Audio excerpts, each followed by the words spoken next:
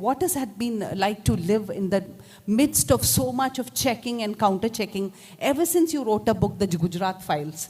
What has life been like with someone always peering over your shoulder, with a shadow following all the time? How does it feel to me? Like I was discussing with you earlier, before I was discussing with the management about coming here, and in my head, the idea was, okay, how do I do this? Because in a span of 10 days, I had to appear in 4 different courts. I had to appear on Friday in a Mumbai court in a defamation case for an article I wrote in 2008 against Sanatan Sanstha, this Hindu nationalist organization. And the accusation against me, the charges against me, is that I'm a practicing Muslim. I'm hence prejudiced. 2 days later, I had a tax case in the tribunal. And now, as soon as I go to Bombay, I have to head for questioning in a case where the Delhi High Court has asked the Delhi police to file an FIR against me for a tweet I made in 2012, which is allegedly anti-Hindu and anti-India. And then on the 24th, I leave for Ghaziabad in a money laundering case. And 29th, I come back for defamation. So I sometimes wonder, like, I only see lawyers and courtrooms and crooks and criminals in courtrooms. And when I do manage to find the bandwidth to report, for instance, when I went to Manipur last year, in November, I think. I went to Manipur, I went to Assam. As soon as I went to Manipur, at the airport, this official comes and says, "Ma'am, I'm from immigration." So I look at him and say, "But I think Manipur is in India. Why do I need to speak about immigration in Manipur?" He's like, "No, what are you doing here?" And then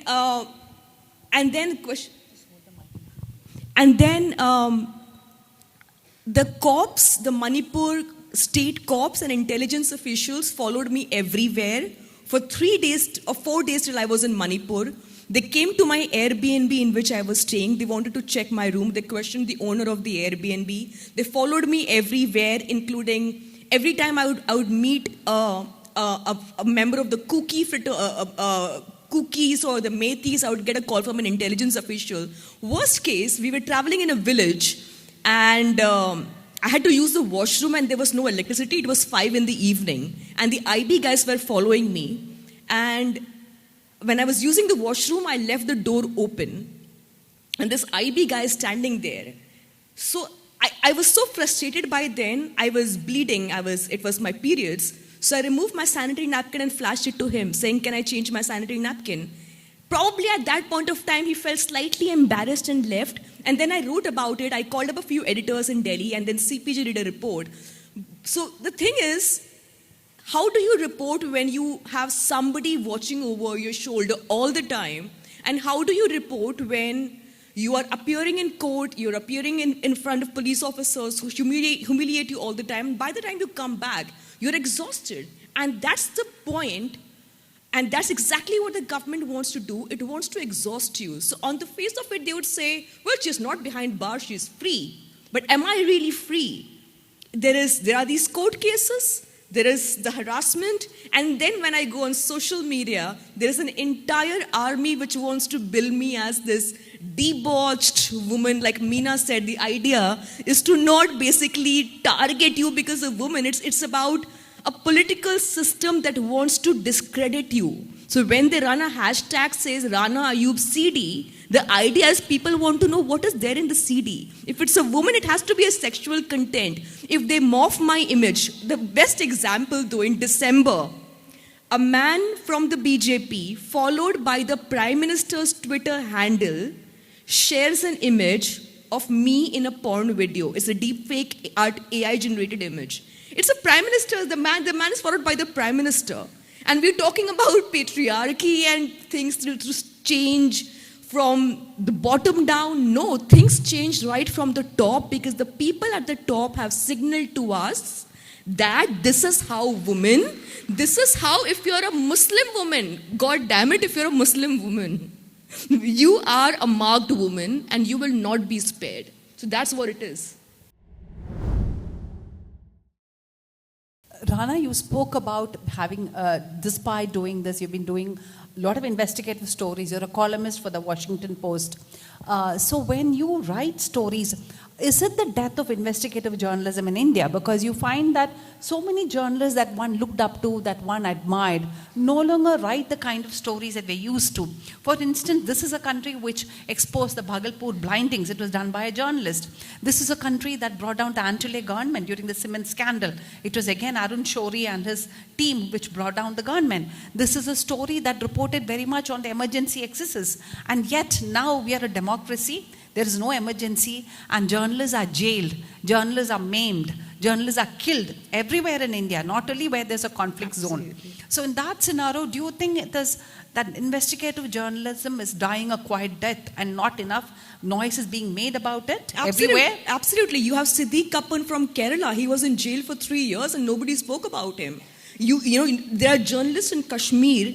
Every single day, there are journalists in Kashmir who are being hounded. But how many times do people in the Delhi Press Club hold a solidarity meeting with them? Our solidarity exists depending on our proximity to the national capital. As far as investigative journalism is concerned, there was a time when it was considered a badge of honor to be an investigative journalist. Now, when you publish an investigation, you have to be ready to be accused of being funded by either George Soros or US aid or God forbid, God knows. You're scared of investigating because you know the next day there is going to be an enforcement directorate or an income tax at your doorstep.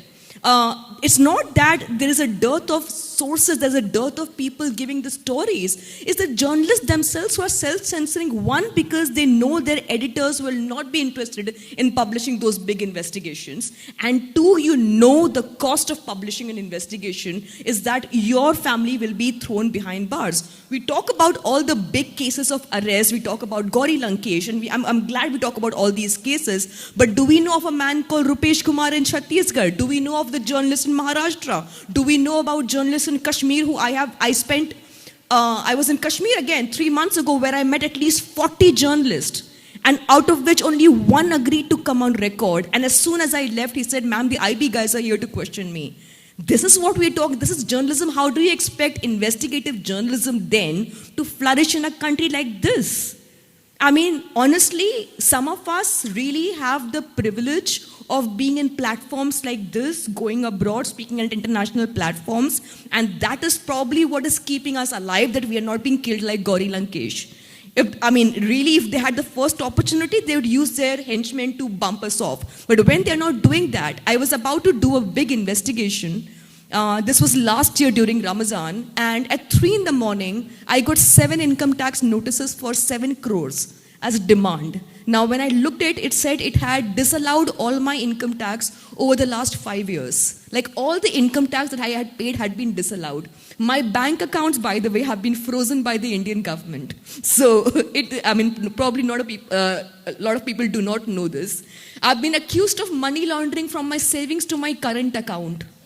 I was speaking to one of the Supreme Court judges of the record. He said, you should consider it a badge of honor. You're probably the only money laundering case in which a laundering has been filed from the savings to the current account. And that's where we are. And I must confess that it does hurt me and my conscience that I really want to do that investigative work. When I came back from Manipur, I'm itching to write that Manipur story, but I still feel I've not completed that story. Why? Because everywhere the IB guys were following me, the police guys were following me, I could not meet my sources. How do you do investigation? And it is frustrating. The publication that I was working, Tehelka, which was known for investigative journalism, disbanded. What are the publications? You do have independent organizations like Article 14, Scroll, Caravan, which are doing, but then we know where are the funds for these publications, where are the subscribers for these publications. Whatever content we are getting about mob lynching, about bulldozer action, is coming from young independent journalists who are doing that at great risk to their lives on social media. And they are also now being threatened by the Indian laws that they will not arrest the guy who's giving the hate speech, they will arrest the person or threaten to arrest the person who's sharing the clip. I don't blame the journalist. A lot of journalists come into the profession because they also have to feed their family. If they have to fight court cases, how will they feed their family? So I understand. But what does this mean for a generation of journalists? When I look at young journalists coming to me It's really embarrassing. What do I tell them? How do I encourage them to join this profession? What do I tell them that this is the stellar profession that everybody used to talk about, the most noble profession of them all? I mean, I'm sorry, but we are nothing more than press releases, mouthpieces of the government. The top journalists are busy getting access with the Prime Minister and the Minister. It's not just BJP, it's across the board. All senior journalists love access, right? So at the end of the day, where is journalism? You went undercover to Gujarat to do this story. Can you tell them a little bit about how it was and what was the danger? I mean, it must have been incredibly brave of you to go into a state which is so should I say anti-Muslim? I don't want to say that like that, but we have to say it. We have come to that stage. I think we have to say the word Muslim as many times as possible. Anti-Muslim and also anti-women in many ways. Absolutely. What was it like to go undercover there and pretend to be a journalist who was sympathetic to the RSS? So for all the young journalists sitting here, one piece of advice: never go undercover. Okay, it's going to wreck your life. Okay, it's going to destroy everything. It's going to destroy your peace of mind, not just because of what the government does to you, but also I was Maithili Tyagi, this young Hindu American girl who spoke with a fake American accent. I had this French guy with me from Sciences Po who became my first assistant director. I had 8 cameras on my body. I was going to everybody, including Amit Shah. I met Amit Shah in Gujarat Bhavan. I met Modi twice, and which year was this? This is 2000. I met Modi in 2011 January, and rest of the sting operation was done between, I think July is when I got Amit Shah arrested with my call records, and I think September is when I went undercover with all these cameras on my body. The interesting bit is when I met Narendra Modi. Okay, so I'm Maithili Tyagi, and this guy with me is this French guy. And my hair is tied, I'm wearing these green lenses. I've got this visiting card, says Maithili Tyagi, American Film Institute Conservatory. So Mr. Modi is very impressed. So the moment we walk into his room, I mean, he speaks fluent English by then. I mean, this is a lot of public posturing that he doesn't speak English. So there are books by Swami Vivekananda and Barack Obama on the table. So I see it, and my colleague, who's a French guy, he says, Mr. Modi, you are everywhere in Gujarat. In the auto, you are there. The thing with, I'm sorry I got a white guy with me because Mr. Modi loves giving access to white people in his office. Back in the day, he was like, he wanted the diaspora to, and we told him that we are making a film on the Indian diaspora who's living in America, who are so fond of you. And he says, Maithili, and he asked me about my family. And so I only wore my watch that day. The watch bit had a camera in it because I was just testing waters that day. And he said, he pointed to the book by Barack Obama on the table. He said, Maithili, I want to be like him. And my colleague wanted to laugh, and I'm like, don't react, don't. And then he said, you have to eat lunch. And then he had an OSD, the officer on special duty, called Sanjay Bhavsar. So he said, Sanjay Bhai, he called him in, he said, Maithili, in Gujarati, he said, give her access to all the file footage and all the magazine and all the coverage. So I go and sit with the OSD, the irony of it, I'm sitting with him, with my colleague, French colleague Mike, and there is a copy of Tehelka on the table. And I'm like, shit, this is going to be really dicey. Does he know who I am? So I said, sir, what is this publication? He's like, they all write, they do hit jobs. I mean, in Gujarati, he said they do hit jobs on the Prime Minister all the time. And I am from Tehelka, right? And so he said, Mr. Modi has said that you should come on Sunday to have dinner with him. And I called up my editor. Back in the day, my editor was Tarun Tejpal, of course. We know what he did. And that's when I resigned. But and then he said, we're not doing this investigation any further. By then, we had already done the other parts of the sting operation. And one more important incident that happened is, I was interviewing this woman, police officer called Usha Rada, who was in the state anti-terror department, and this man called G.L. Singhal, who was one of the top officers in the Gujarat anti-terror squad. So initially, when I went undercover, I would not tell them, I would not talk about the subject at all. We would talk about Osho because I knew Singhal was a fan of Osho, had done my homework. I would smoke a cigarette with him just to put him at ease, talk about family.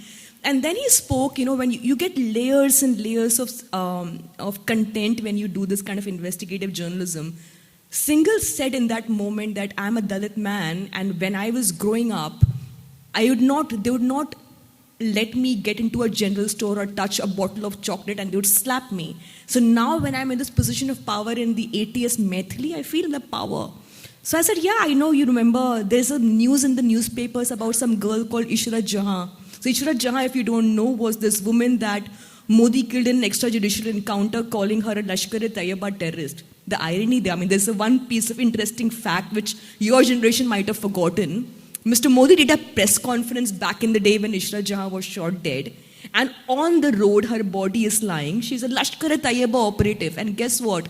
Her college I-card is in her neck. A Lashkar-e-Taiba operative goes about killing people with her college ID from Khalsa College around her. And Gujarat journalists were reporting it verbatim. Right? So Singhal says, oh, when I shot the girl, I didn't know who she was. Straight in the face. Right? And in my head, I'm like, oh my God, I have got some of the most damning revelations. I met the inspector who was investigating the Harin Pandya murder. Now, Harin Pandya was a rival to Prime Minister Modi in Gujarat, who was shot dead allegedly by Muslim guys, Muslim terrorists in Gujarat. The police officer said that the morning the day Harin Pandya was murdered, the guy who murdered him was released from the jail that morning. Now, this was damning. Everybody knew. Harin Pandya's wife would come to me and say, my husband is murdered. Everybody in the state knows this. And I'm like, okay, this is damning. And when this goes out, when this is published, Mr. Modi's career is going to be over. All right? I come back to Tehelka, everybody is like, no, I think this is going to get us in trouble. And I'm like, dude, we have always been in trouble. We are Tehelka, we have done operation, we have done the defense camps, we have done sting operations. Why do you have a problem in this investigation? It went back and forth. I went to publishers, I went to Indian Express. They said, oh, we don't carry sting operations. And I'm like, seriously, you don't carry sting operations? Indian Express. Indian Express. Do you remember the number of sting operations the Indian Express has carried? I went to almost every television news channel, including to Arnab Goswami. I called him, desperation levels, right? He was with Times Now then. This is pre-Modi years. I called up everybody and nobody carried it. Then I said, okay, let me just go to publishers. I went to publishers. I remember I went to this one publisher in Delhi. The moment I went to her, that very evening she called up Tarun Tejpal saying, your reporter was here to write a tell-all book. The book was scuttled there itself. Finally, in 2016, by then I was blissfully unemployed. I had 40,000 rupees in my bank account. I had resigned from Tehelka in 2013. And my mother had some gold left for my marriage. I think she had kept, good old mothers. I'm like, listen, I don't think your daughter is ever getting married. How about putting this gold to good use? So I took a gold loan and I published about 300 or 400 copies of Gujarat Files. It was a self-published book with a lot of grammatical errors in the book. If you have read it, you will know what I'm talking about. I published it, and in the hall in that evening in Delhi at India Habitat Center, I think, for a space meant for 100 people, there are about 600 people. The top of the Delhi, like Delhi had never seen a book launch like that. I got a standing ovation on the panel with me. No, don't clap yet. The story is coming. Don't clap yet. So on the panel, there is Rajdeep Sardesai, and there is Indra Jaising and Hartosh Singh Bal and me. And everybody is like, one publisher stands up and says, why didn't you come to us? So I'm like, okay. The book is self-published, you can still publish it. And the publisher just went quiet, okay. I'm getting a standing ovation, all the editors are messaging me, what you have done is unprecedented, nobody has done this. I'm like, this is going to be the headlines in all newspapers tomorrow. Now you know what happened the next day. Nobody covered it, right? The book was only popular thanks to social media. So before Elon Musk came in, there were things that social media did that helped us. But it was a bestseller, wasn't it? For once, it toppled Chetan Bhagat's book. That's for once it did. So I think we sold about, till today, we have sold about 7 lakh copies in 13 languages. For a self-published book, I think it was a big feat. But yes, when I came out of the sting operation, I think what it did to me for a couple of months is the anxiety attack started, and then the idea that I was Maithili Tyagi, I had conditioned myself so much to being Maithili Tyagi that if anybody called me Rana, I would not respond to Rana. I would only respond to Maithili. So to come back and start responding to Rana and forget Maithili was a big, I think I was dazed, I was depressed. I didn't know what was happening to me. And to top it all, when your organization says you're not going to publish the investigation, it's literally the death of a journalist. You feel responsible for it. You feel that probably I have not done enough. Probably I could have done more. Probably I am not a good journalist. There's self-doubt that comes in. And then the knowledge and the understanding that at some point the people you have done a sting operation on will know who you are and they will come after you, which eventually happened when I released the book. So yes, it was a challenge, but on a very grim note, I'm going to tell you a very interesting episode from Gujarat File. There's an officer called Usha Rada. She was very fascinated with Americans. She wanted to go to and settle in New York, okay? So every time Mike and I would go, she would treat us to all the Gujarati delicacies. So one day, I had a kurta, a Kashmiri kurta with a camera stitched inside. It was green kurta. And a lot of police officers always ask me, why do you always wear this kurta? And I'm like, it's my favorite kurta, you know. My mom got it. It has memories of my mother. It was the only kurta with a camera. So I'd sometimes team it up with a pashmina shawl. So I am all ready, the camera. So the thing is, you can record max 2 to 2.5 hours with that camera. So, and there is a button towards the end of the kurta. So you have to kind of press it, and then somehow you have to peep in because that's when the red light goes on, and then you know the camera is on. But after 2 or maximum 3 hours of recording, it starts getting really hot there. So you have to kind of keep doing this, okay? And people are wondering that in this cold weather, why is she doing this? So I'm going to Usha Rada, I'm talking to her, then she says, Maithili, we're going to watch a film today, and I'm all prepared to grill her. So she takes me to a movie hall, and the movie that is being shown, there is a film called No One Killed Jessica. That film was made on a Tehelka investigation. The irony does not die here, okay? And we are about to get into the theater, and there is this metal detector, and we are about to cross. And I'm like, if these guys check me, this is going to start beeping. And I'm going to be caught because they're going to ask what is here, right? And at some point, call it divine intervention, call it what you may, some police officer looks at Usha Rada and says, "Arey madam, you come from this side." So we didn't have to go through the security detector. And then we go in, we're sitting. So it says, acknowledgement it says, thank you to Tehelka. And then she says, Maithili, our Tehelka, in Gujarati she says, our Tehelka ma log, these Tehelka people are bastards. I said, okay, what do? She's like, they put cameras on their body and record people. And I just didn't know if I had to, I was living a nightmare, and I'm supposed to live the nightmare with a straight face. And the fact that something was going in that I was feeling that fear, is when I realized I did not get my periods for 6 months. So the body kept account, right? I might have thought that I am not feeling the fear, but I did not get my periods for 6 months, and that's when I realized something was wrong with my body, because I was internalizing that fear, because in my head I had told myself that I'm not allowed to feel the fear. I cannot show my reaction to people. There was this very well-known lawyer in Gujarat who was fighting all the fake encounter cases. And I was sitting with this police commissioner, P.C. Pandey, okay? I did not know P.C. Pandey is friends with this Gujarat lawyer. So I am sitting in the house, and P.C. Pandey, the commissioner of police, Modi's second, I think he was literally the one taking orders from Modi. So I see this lawyer coming, and I see P.C. Pandey, and I'm like, this lawyer knows me as Rana Ayub. What do I do? This is me, this is going to be busted. So what do I do? So then I'm like, Mr. Pandey, I think I want to throw up. Can I use the washroom? He said, yeah, what? And he calls his wife. I go into the washroom and I put my finger in and I start making that noise and I'm vomiting, whatever. And then I am not leaving the washroom. And then his wife, Kumkum, I don't remember what her name was, she knocks on the door. I said, ma'am, can you give me a blanket? I'm freezing, I'm shivering. It was hot, okay? And I am in the blanket for 2 hours till Sheikh did not leave. All right? So, which is why I'm saying do not do sting operations. It's not good for your mental health. It's not good for your physical well-being.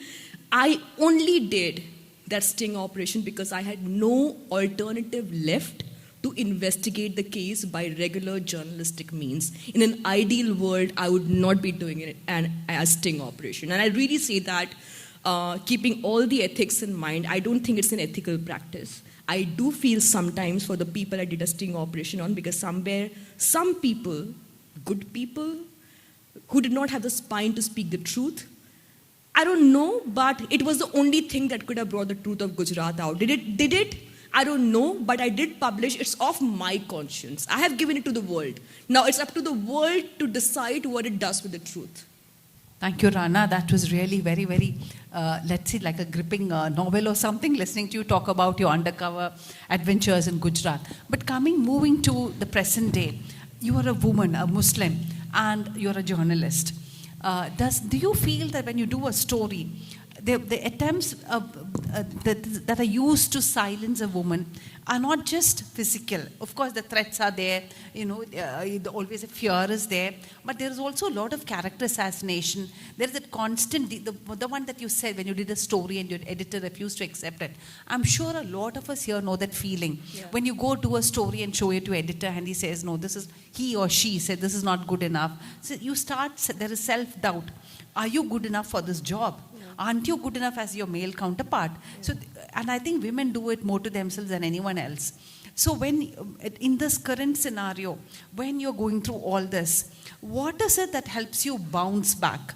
And you are still writing, you are still reporting, you are still taking on the gunmen headlong. They haven't managed to silence you.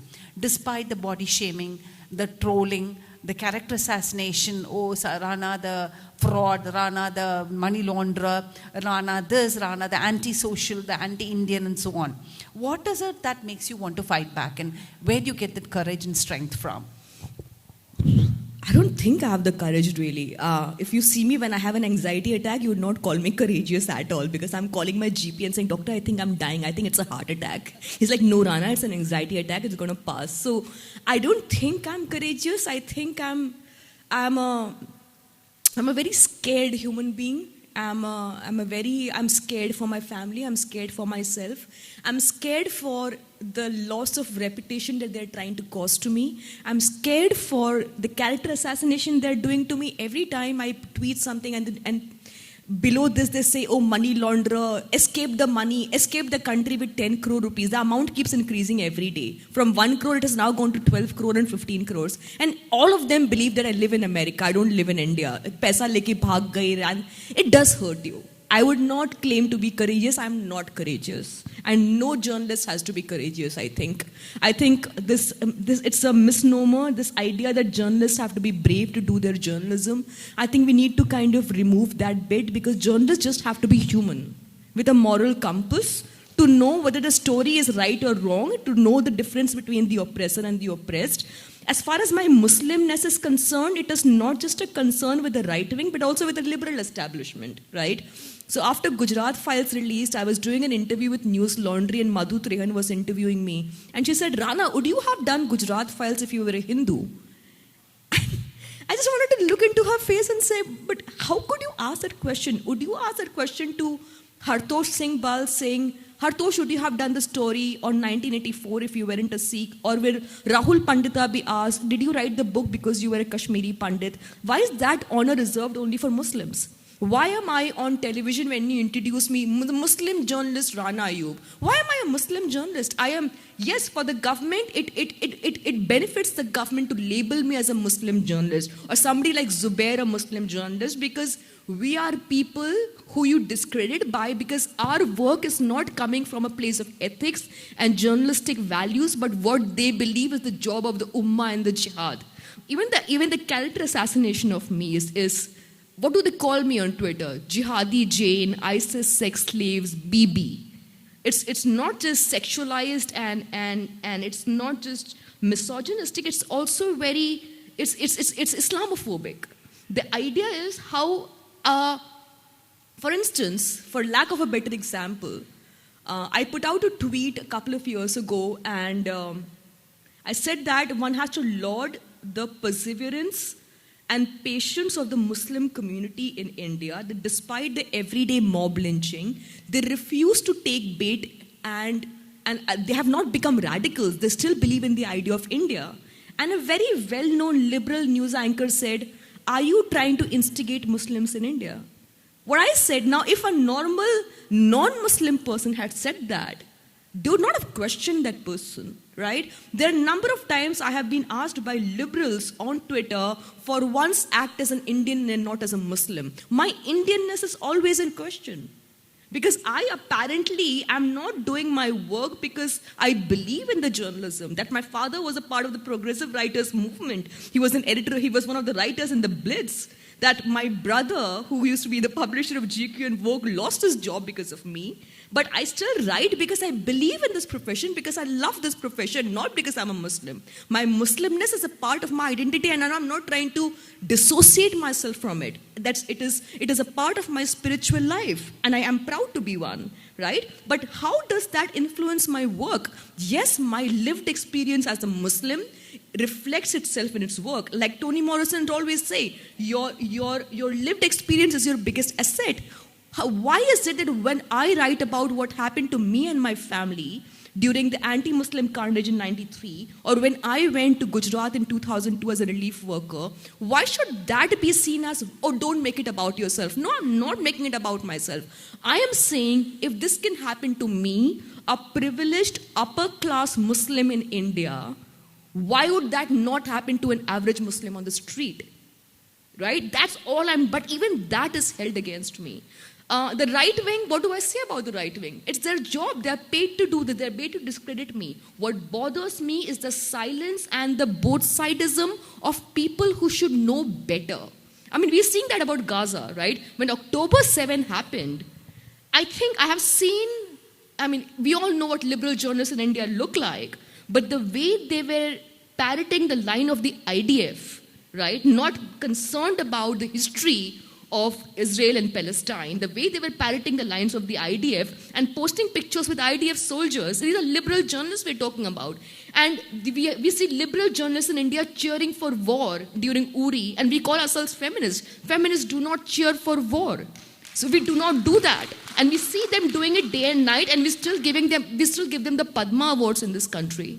I'm sorry to say this. I think Palestine, what is happening in Gaza, we always saw that in India, has revealed how hypocritical we are and how morally dead we are as a society. That 150 journalists have died in Gaza, but the world is not interested. That people are being slaughtered every day and the world is not interested. That when I tweet about Gaza, I'm being seen through a blinkered lens. That I am only concerned about them because they're Muslims. Right? When I wrote about Shireen Abu Akleh, a lot of people said, oh, because she's a part of your ummah. The ignorance don't even know Shireen Abu Akleh was a Christian woman. Right? They don't know the basic difference. So this is Shireen was a woman who was killed. He was killed. And the IDF sent a notice to the Washington Post asking me to render an apology because I said the Israeli state murdered Shireen Abu Akleh. And they said she has made a preposterous statement, and they asked me to delete that tweet. I did not. And thankfully, at that point of time, at least the Washington Post did not ask me to back off or just leave or delete that tweet. But that pressure exists. It does not just exist in India. In 2023, I must have done some 25 events. In 2024, I did 3 international events only because of Gaza. And that's the price we must pay. And I think one thing that I have realized, again, from writers before me, is that one must not strive to be popular, either in India or anywhere else in the world. Being popular is not going to take you anywhere. One has to do the right thing irrespective. Popularity is not going to take me anywhere. I do feel like a loser sometimes when I wake up in the morning. I do feel, I'm going to confess this. Like, I wake up in the morning, I feel like, oh, I'm a loser. I'm not reporting. I'm not going out and doing my reporting. You know what? So what if I have cases against me? So what if this is happening to me? Because at the end of the day, your conscience keeps asking you questions. Why aren't you doing enough? I have so much self-doubt in me right now that sometimes my therapist looks at me and stares at me saying, where is this coming from? It's coming from a place where I feel very inadequate. You might think very differently of me, but my self-talk with myself is very, it feels like a lot of insecurity, and that comes from the dehumanization that the government subjects you to, that you start doubting yourself, and that's the price nobody talks about. Would you agree that a lot of women are going through this process? Women journalists who are talking against the government. Absolutely. And also a few men, I must say. Yes. But most of them have toed the government line. But there are a lot of very courageous women in different parts of India who are taking on the government and doing stories. We just attended a Network of Women in Media meet in Guwahati, where we met real brave hearts, reporting from little rural corners of India, YouTubers and small newspaper reporters, but who are still taking on the establishment in their various places. Without any financial support, without any institutional backing. Nothing at all. Without any fame. I mean, some of us have social media clout. We need to accept our privileges, right? I have a social media clout. I come here, you cheer me, you laud me. At least if something happens to me, if I'm arrested, the television channels will talk about it. But these journalists, whether they're in Guwahati or Manipur, or in Assam or in Chhattisgarh, nobody knows if they are arrested. Nobody Or knows they're even being in killed. rural UP, for instance. We met Right. a woman who has a YouTube in rural UP, and she's been taking on the patriarchy there. Absolutely. So do you think it is something that is common all across India, where at least now, we talked about from top to bottom influencers, but there are also bottom to top influencers who are taking on the patriarchy and the establishment. What are your thoughts on that? I think women are leading the way. I will again bring Gaza. Had we known the truth about what's happening in Gaza, had it not been for Hind Chaudhary or Plestia Alaka, or all those amazing women journalists from Gaza who are using Instagram and TikTok to tell their stories. They are not, I mean, in absence of gatekeepers on social media platform, they are telling stories that we would not have known, right? Or even in Iran, where Or people have been telling stories. Right? So I think women journalists in India, I met this journalist in Badaयूं in Uttar Pradesh. Some local politician had used a deep fake of her image, and he had been spreading it on WhatsApp because of a story that she had done on him. So I asked her, I said, why aren't you complaining to the police? She said, you know what's going to happen when I go to the police? My family is going to disown me. They're going to ask me to stop doing journalism. She does not even have the privilege of going to a police station and register a complaint against the people who are doing a virtual lynch mob for molesting her in public. So there are so many, that's what I'm saying. A lot of times I realize my privilege as well. That yes, I am backed by a family and supporters who believe in me, right? But there are not many women journalists who have the privilege of their family saying, okay, go ahead, we are there with you. They don't do that. It's not because they don't want to, they don't want the entire entourage that comes with it, the cops at your doorstep. What has your daughter done that there are cops at your doorstep, right? The entire idea that your daughter's deep fake porn and circulating on social media, she must have done something. That's what comes. Like the number of people who reached out to me, well-meaning people, when the Rana Ayub CD was happening, and they said I was sleeping with Gujarat police officials to get my stories. It's like, oh, were you friends with them? They didn't ask me for a video. They're like, were you friends with them? They do ask you that question. So imagine this happening to a family where the parents and the family members are not even exposed to this kind of atmosphere, to this kind of, that any allegation like this can be made against their daughter. When the sex CD, whatever shit came out in the public domain that I had a sex CD, and my father said, I was in Delhi. I was with my lawyer Vrinda Grover, who has been a stellar support for me over the years, and I was crying, and I didn't want to.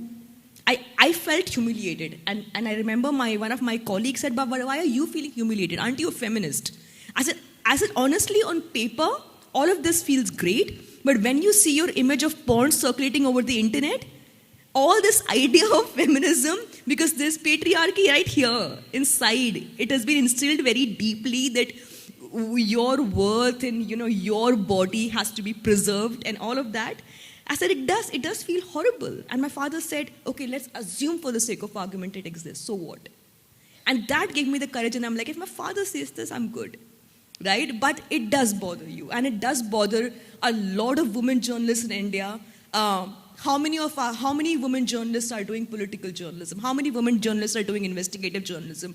They believe that they don't have it in them to do it. That when we started journalism, like I said yesterday, I was offered entertainment and lifestyle or an occasional rape to cover because you're like, you do these beats.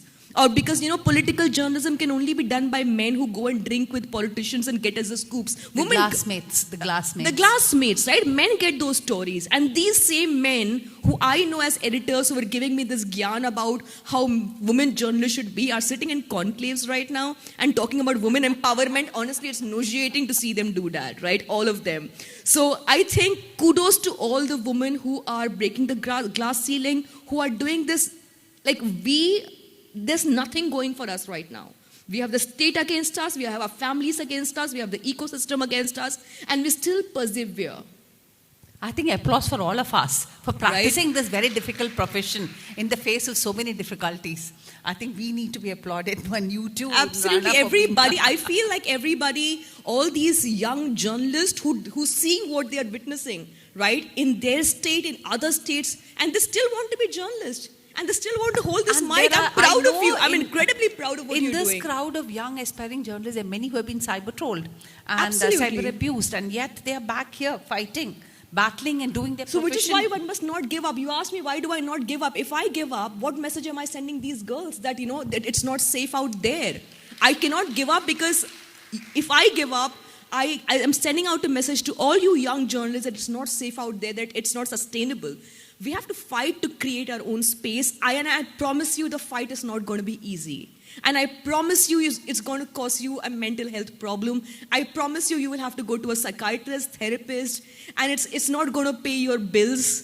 Your family might not support you, but if you really have it in you, you should pursue this profession. I mean, there's nothing that gives you more satisfaction than this profession of telling a story and telling the stories of the oppressed to the world. That's what I say it. People talk about objectivity. I say I only see two sides, the oppressor and the oppressed. That's all one should see in any kind of journalism. And that's all I want to tell you. I'm not here to give you any gyan. Don't learn anything from me. You will learn your own story when you go on the ground. You will have your own experiences. But the only thing that you need to keep in mind is when you go to do a story, do not be influenced by what you read in legacy media. See what you see with your own eyes and hear the oppressed. And then write the story, keeping that in mind. That's all I have to tell you. And also, Rana, when we were talking about writing up to young journalists, does having women in the right places, who have broken that glass ceiling, will that help? Does that help? Because you've seen, for instance, the News Minute with Dhanya Rajendran. Absolutely. And she has been breaking stories of a different kind from the South, about caste, about politics, about inequality, about racism, about religious dominance in certain parts of South India and so on. So those kind of stories from the deep South have been coming out thanks to... I think what Dhanya is doing needs to also be emulated across the country. We need more versions of News Minute. We need more independent news platforms. I'm sure there exist. I'm sure they're not on social media. I'm sure these news platforms exist with women and women from the marginalized community. Right, I have a Substack where Substack gave me an agreement when they started, and the first 20 journalists who I hired, out of which 10 were Muslims. Now I did hire them because they were Muslim, because I knew that there needed to be representation. Out of which 5 were Dalit women and 5 were women from these villages whose voices were not heard. So I think one needs to walk the talk. One needs more of Meena Kotwals and Dhanya Rajendran. Absolutely. I mean, Meena Kotwal, I'm so glad when the New York Times profiled Meena Kotwal, it felt personal.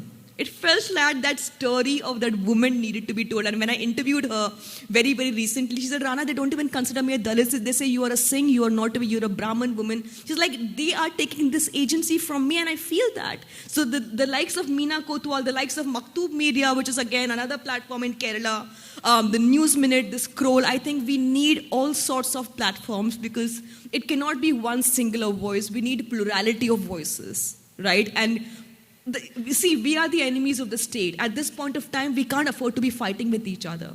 That's what the state wants. We have to be with each other in this fight and extend the solidarity with each other and be there for each other, have each other's back. That's even the only if it way. means giving up awards, giving up honors, giving up a lot of and even if it means press club strips you of your membership. Yeah. So, Rana, but I'm sure there are a lot of youngsters who want to ask you questions. I think I must let them talk to you. They're dying to talk to you personally also. So, in case there are questions, please go ahead and ask this very bold and aspiring journalist who's setting up, who's pushing the bar and setting really high standards for all of us. Now over to Rana Ayub, Madam. India is a secular nation.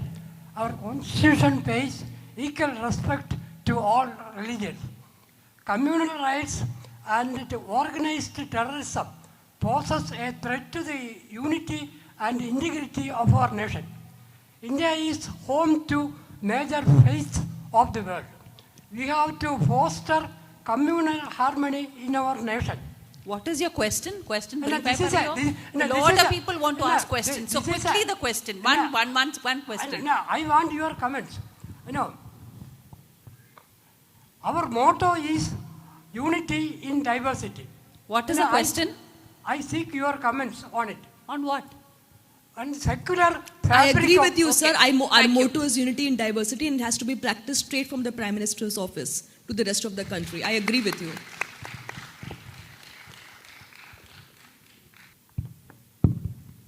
Hello, Rana. So first of all, let me express or convey my love and respect to you, as like many of them. Will you also can. tell your name to her? Yeah, my please? name is Archana, and every time I've been following you for like past 8 or 7 years, and every time I see you post something or fight against, I am always reminded of Maya Angelou's "Still I Rise," and it inspires us in so many ways. And if we look at the current scenario in Kerala, we can see a large migration towards foreign countries, because, and one of the reasons are stated to be like the aversion towards the societal norms here. So as a person who's a recipient of lot of hatred and frustrating situations around you, there must have been an option of fleeing the country at some point. So were there a situation where you actually thought of just leaving it right there and living for better opportunities? And have you ever thought, like in your anxiety periods, have you ever thought of leaving the country for better opportunities, but something has made you stick here? And what is that hopeful thing that you want to convey to all of us, which is like hopeful and will provide a light to our lives as well? I love this country more than I can ever express. And I will never leave this country, even because that's exactly what my detractors want from me. They want me to leave, right? And I'm not going to give them the privilege of making me lose this country. The people who believe I'm anti-national, if they really understood what I'm fighting for is a just and an equitable country. And that is, I think it's an act of patriotism. I love this country. I love my neighbors. I'd love to have a conversation with my neighborhood Bania and go and have a conversation with him about dal, atta. I want to have my chai in the morning. I want to have my parents. I want to tell the stories of my people. When I see who am I if I go abroad and I work with the Washington Post and write about what's happening in America? There are enough people doing that. I have to be here to tell the stories of the people whose stories need to be told, right? My first story ever was the first time I ever did an investigation was in the rape and murder of a Dalit girl in Kerlanji back in the day, right? And it was the first time I really got a sense of the Brahminical media around me, right? I mean, the way stories are construed, this way the lenses through which stories are seen. And then the 7/11 train blast happened in Bombay, and there were like 400 or 500 Muslim youth who were arrested as SIMI members. And I remember I was in Aaj Tak then, Headlines Today, Aaj Tak, which it used to be. And I went to one of the producers and said, 500 Muslim youth have been rounded off. Clearly they're not all terrorists. He's like, tu Musalman ho isliye aisa bol rahe ho. And so I feel like whether or not, I think even if I have made a 1% change in the way people view journalism, journalist, women in journalist, a Muslim as a journalist, then I think I have done my job, and I have no reason. Yes, there are moments where I feel disillusioned, but I try not to take that away from the very idea that I love this country, and there are people in this audience who are also fighting a similar battle. So why should I escape and why should I leave this situation? So the people who are sitting here give me strength that they are fighting too. I mean, their fight might not be known to me. They're fighting in their own small ways, but they are fighting too, despite not having the privilege. So I do not have any business in leaving the country and escaping. That's all, yeah. The question, hi. Hi. The question to you is not about politics, but most of the time we intentionally forget to mention about our mental health aspects. So thank you so much for telling us that you take therapy, you go to a psychiatrist and all that, because it's very important. And most of the time we are told to be courageous, and thank you so much for telling that it is empathy which keeps you going. So I wanted to ask, what are the measurements you take to keep yourself sane amidst all these things which you're going through? Just by reading your comment sections gives an attack to me personally. So what are the measures you take to keep yourself sane? I have a lot of pills in all sorts of colors. Clonazepam, beta blocker. No, don't go to a chemist, he will not give it to you. A lot of the time the chemist look at me with like, why is she getting so much? I am not ashamed of taking medication. I have been taking medication since I was probably 21 at various gaps. The last 7 years I have been on escitalopram and a concoction of medications. I deal with hormonal issues, thyroid, polycystic ovaries, and the works which we are all aware of. And it is... I think as women, we have this burden that, when your stress levels spike up, our hormones also speak. So I'm not ashamed that, since yesterday I've been here, I've been telling everybody how I've got a slip disc and my lower back is hurting. If I'm not ashamed of talking about my slip disc, why should I not talk about my anxiety and depression, or the fact that I'm a borderline personality person, right? So I have issues. Someday I go in a shell, and it's not because I'm scared, it's just that because on that days I can't function. Some days just brushing my teeth is an act of bravery because I can't get up from bed, despite the medication, right? Just 3 days ago when I was at home, I had a very bad attack, and I sometimes feel like I have had suicidal impulses. I'm not going to deny that. I have been taking active therapy. There's not a single Tuesday that I don't see my therapist online. There's not been a single Tuesday in the last 6 or 7 years. And again, that's a big privilege. The fees that you pay to your therapist and your psychiatrist, and to have somebody to trust, I think not everybody can afford it. So I'm really deeply grateful that I can afford a therapist. I really am deeply grateful that I have people who I can trust and speak to, and who have offered me the right medication. I got a new psychiatrist in Delhi 2 weeks ago, and it was such a nice gesture. He called up a receptionist and said, "Agli baar se madam se paisa mat lena." He decided not to charge me, and I'm like, see, these small things make me want to stay here and work, because there are amazing people. Yes, hate is now the language on the streets, but love exists too, and art exists too, and we have to just live for that somehow, because there are good people. There are many, many good people who we don't probably see all the time, but they exist, and I love them. Hi, Rana. First of all, like a big fangirl moment and butterflies in my stomach. Not even men do that anymore. So, Where are those men? I haven't got any, man. I'm still single at 40. Same, at 20. So I think I'm still good, and you're great too. But honestly, my question that I had in mind, I had 2 questions. And the first question was, she said it rightly, about what other measures you spoke about mental health and the impact it had on you, and what all you went through, and your pills in different colors. But I also wanted to ask about women who are tagged as being too political, even in their own dinner tables. Because I come from a house where politics is discussed. It's not shushed. We understand that having an opinion is what brings you into the real world perspective. So we're not hushed. But as soon as you want to discuss, you're pushed away. I know it's much easier to leave the room when you're being tagged as being too political. But what is the best way that you can deliberate, you can bring them to your ground, or you can bring them up to your level of understanding, not up or down, to be very honest, how to make it more fruitful? How can you discuss with them so you know that, okay, not every conversation, not every war can be won. Some battles need to be lost. But what would be your advice to thinkers? Whenever you have these conversations, people think you are too much. A lot of my friends think I'm too much, and I'm intimidating. I've gone on dating apps. I'll be honest, man. And men say you're very intimidating, and I don't know what about me is intimidating for them. Honestly, I don't even talk politics, and they still find me intimidating. So whatever you do, even if you're just yourself, they will find you intimidating. So don't let that come in your way. I was sitting with, a couple of weeks ago, there was this very, very popular stand-up comedian. We were all sitting at this big place, a club in Bandra, and we were all talking. And I don't socialize. So one of those rare days, my friend dragged me. We are not talking about the stand-up comedy. It's not who we are talking about. It's not beer biceps. So it was...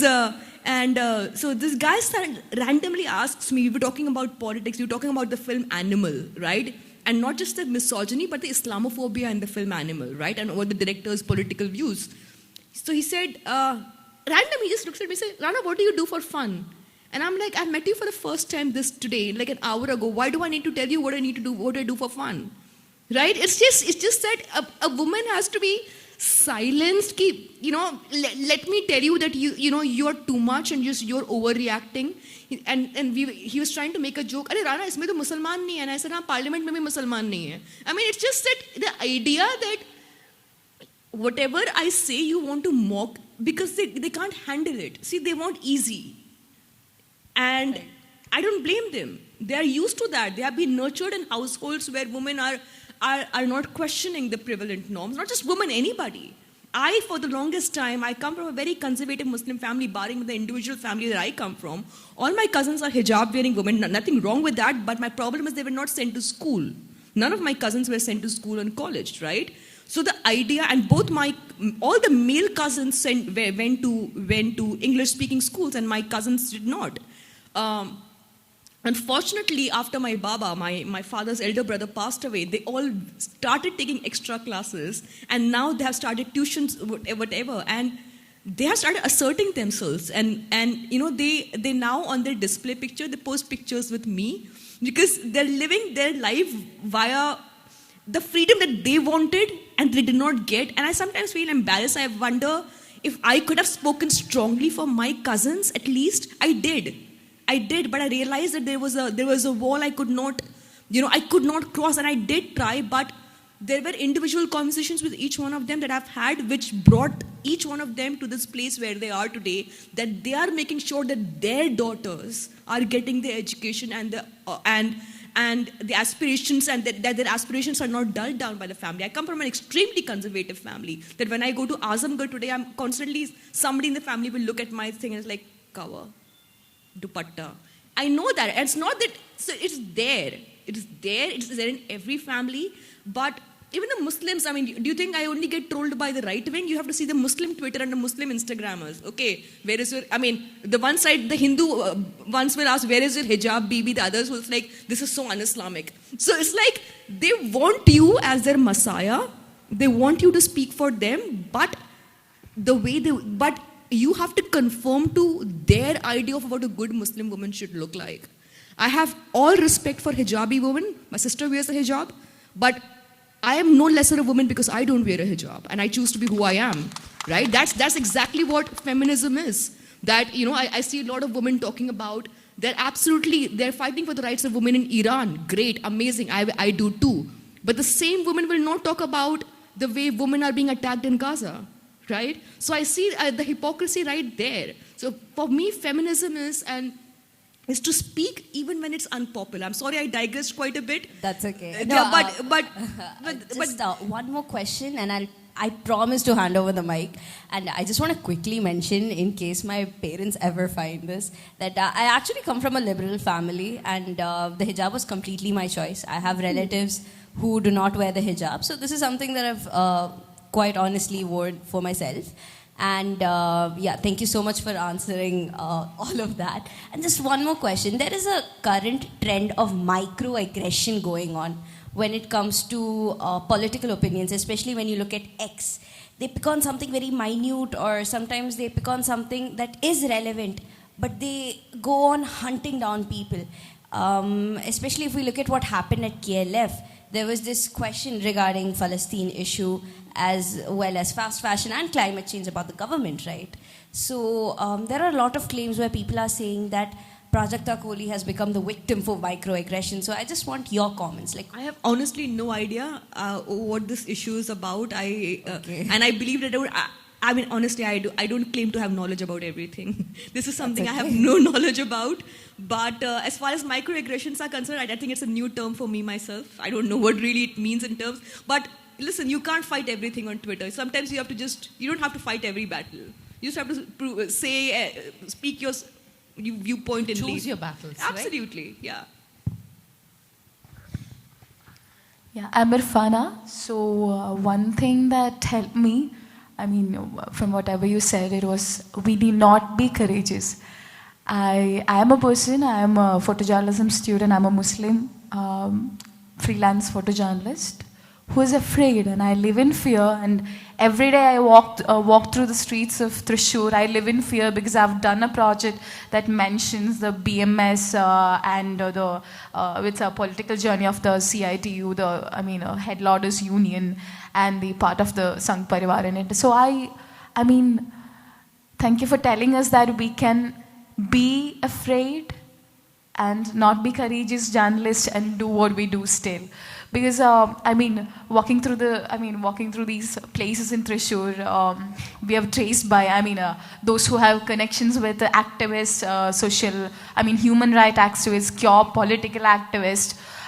We are traced by, our faces are traced by Reserve Battalion for connections with Naxalites, Maoists. Our faces are photographed, sent in groups. And mine is to multiple times sent in groups. Telling that I have connections with Maoists, Naxalites, and in India too, what happens to our data, as especially as Muslim journalists or Muslims or Dalits, what happens to our data is a matter of concern for me. For example, a lot of manual scavengers die, a lot of Muslim Dalits are raped and they're imprisoned, and the data just disappears. What is happening to our data? What is happening to our privacy? I'd be dead in the streets, or journalists or people like me would be, incarcerated or imprisoned. It is scary. So it's scary. I just want to say. It's also happening in Jamia right now as we talk. The students of Jamia are being hounded. They are being outed for their dissent and for their criticism. Right? It's happening everywhere, and which is why when I see women like you, all you women, I have to say that fear is absolutely normal. That all the women, whether it is Safura Zargar, who had to spend 5 months in jail while she was pregnant, and I see her. I was watching her campaign during the Delhi elections for the AIMIM candidate. It takes a lot of courage to do what she's doing. I will not call Safura courageous. I think she's like a sister to me. I love her, and I love all those women, the hijabi women who came out despite all the fears.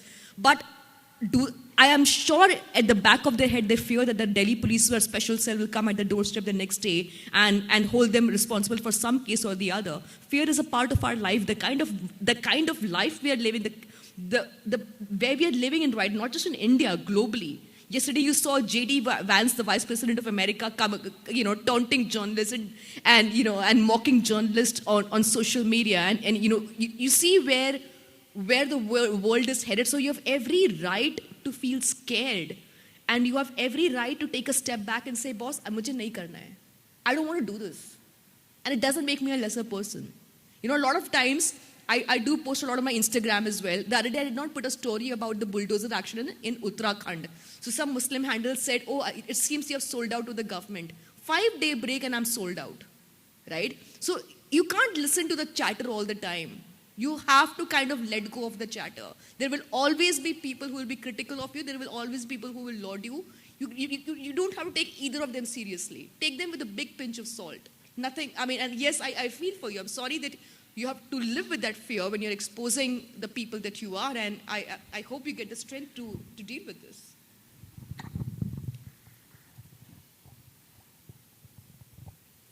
I think that's the last of the question. Thank you so much, Rana.